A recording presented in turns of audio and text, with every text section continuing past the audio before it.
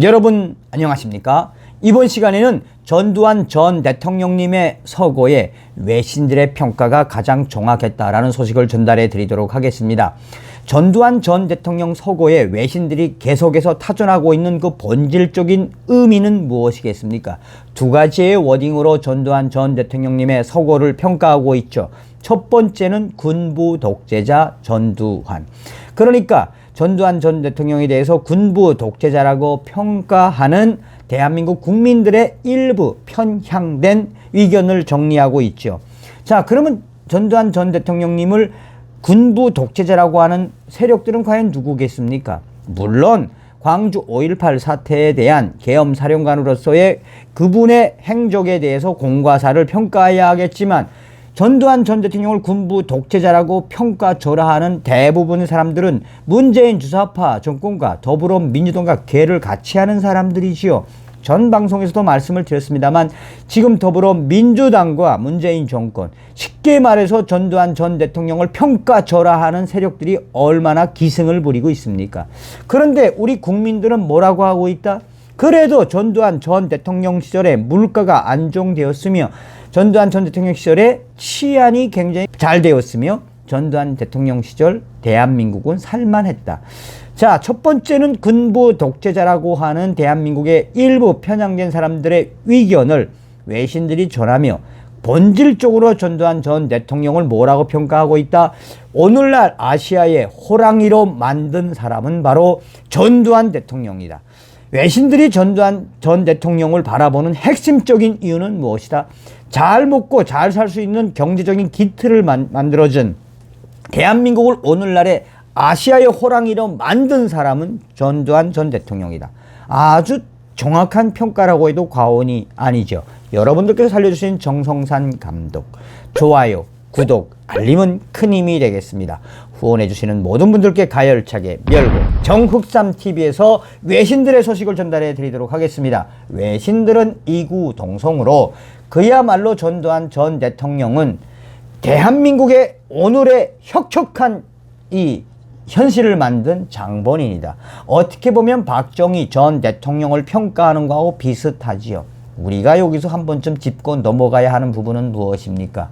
자, 박정희 전 대통령께서 서거하신 이후에 북괴 김일성에는 그야말로 이제 우리가 남조선으로 쳐내려갈 남조선 혁명의 시기가 다가왔다라며 당시에 박정희 전 대통령 사망 당시에 저희들은 북한에 살면서 김일성이가 지금 당장이라도 남침 명령을 내릴 줄 알았습니다. 그런데 이거 웬걸 박정희 전 대통령 사망한 이후에 박정희 전 대통령보다 더 강력한 북괴와 맞짱을 뜬 사람이 나타났다. 이게 누구 이야기겠습니까? 김일성의 이야기입니다.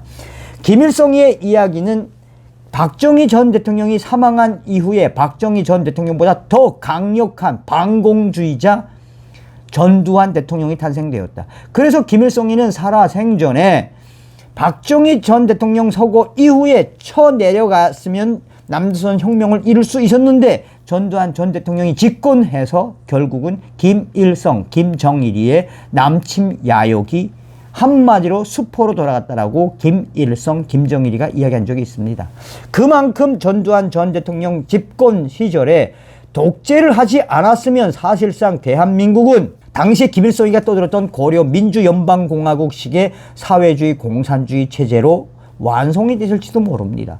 박정희 대통령의 위대함과 똑같은 연장선상에서 북한에 대한 이 강력한 대응을 했지요.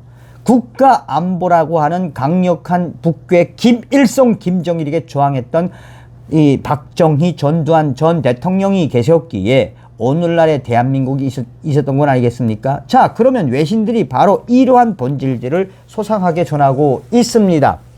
외신들은 전두환 전 대통령 서거 소식을 보도하면서 다양한 평가를 하고 있다라고 전하고 있습니다. 영국의 로이터 통신은 별세한 서거한 전 대통령이 전두환 전 대통령이 8년 동안 청와대에 있던 시기는 잔혹함과 정치적 억압이 특징이지만 경제적 번영도 있었다. 전두환 전 대통령은 2003년 벌금 약 2,200억 원을 물어야 하는 상황에서 본인이 가진 거라고는 29만 1,000원과 개 2마리, 가전제품 몇 개뿐이라고 말해 공분을 샀다. 나중에 그와 내 자녀, 다른 친척들은 서울의 넓은 땅과 미국의 호화로운 별장을 소유하고 있었던 것으로 알려졌다라고 이야기를 하고 있습니다. 뉴욕타임스는 서울발 뉴스에서 전두환 전 대통령에 대해 한국에서 가장 비난받는 군부 독재자라고 표현하며 끝까지 사과하지 않은 전두환 전 대통령이 한국의 장성 출신 대통령 3명 중 마지막으로 별세했다라고 보도하면서 3명의 장성들이 32년간 통치하는 동안 한국은 경쟁국인 북한을 제치고 아시아의 호랑이가 됐다라고 극찬을 했습니다. 경제 분야에서의 전두환 전 대통령의 치적을 소개하면서 전두환 전 대통령은 일반적으로 독재자로 기억되고 있다. 일본 NHK 방송은 전두환 전 대통령은 7년 반 동안 걸쳐 개발 독재형 강권 정치를 했고 1988년 서울 올림픽 유치에 성공했다며 강주 사건을 둘러싸고 엄격한 비판을 받았다라고 이야기를 하면서 또한 니언게이자의 신문은 전두환 전 대통령이 재임 중 민주화 운동을 엄격히 탄압하는 한편 재벌 주도 형태로 경제를 안정궤도에 올려놓았다며 무력으로 민주화 운동을 탄압해 부정적인 인상이 강하다. NHK 역시 전두환 전 대통령 죽음을 사망으로 보도하며 니언게이자이는 그러니까 죽어서 세상을 떠남으로 표기를 했다라고 전하고 있습니다. 또한 외신들의 한결같이 이야기하는 그 본질적인 의미는 무엇이겠습니까? 서두에도 말씀을 드렸다시피 전두환 전 대통령께서 서거하신 이후에 각광을 받는 것은 군부 독재자이지만 누가 그렇게 이야기하고 있다? 일부 국민들, 군부 독재자로 이해하고 있지만 대부분의 한국 국민들은 전두환 전 대통령 시절에 가장 살기 좋았다. 외신들이 이야기하는 본질에서 한마디로 오늘날의 대한민국을 아시아의 호랑이로 만든 사람은 전두환 전 대통령이다라고 강조하고 있습니다. 영국의 가디언은 전두환 전 대통령이 내란죄 등으로 재판정에 섰을 때 언급한 쿠데타 동기에 대해 재조명을 하며 가디언은 냉담하고 강경한 그는 재판에서 국가를 정치적 위기로부터 구하기 위해 쿠데타가 필요했다며 광주로 군대를 보낸 것에 대해서는 끝까지 부인했다. 같은 상황이 닥친다면 같은 행동을 할 것이라며 전두환 전 대통령이 왜 광주 5.18에 계엄군을 내려보냈는지도 소상하게 전하고 있습니다.